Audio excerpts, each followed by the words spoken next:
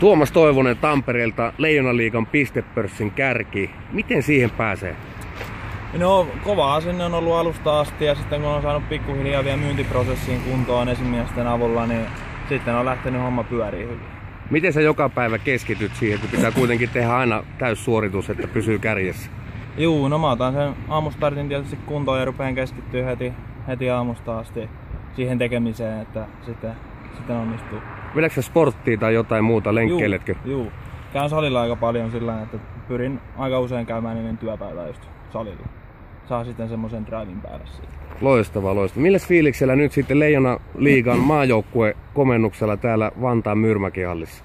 No äärimmäisen hieno juttu, että tekemisestä palkitaan ja pääsee tänne näyttämään sitten mitä osaa. Ja tosi tyytyväinen, että otettiin tänne mukaan ja on muutenkin, niin pääsee näyttää. Etkä aio luopua pistepörssin kärkipaikasta? En todellakaan.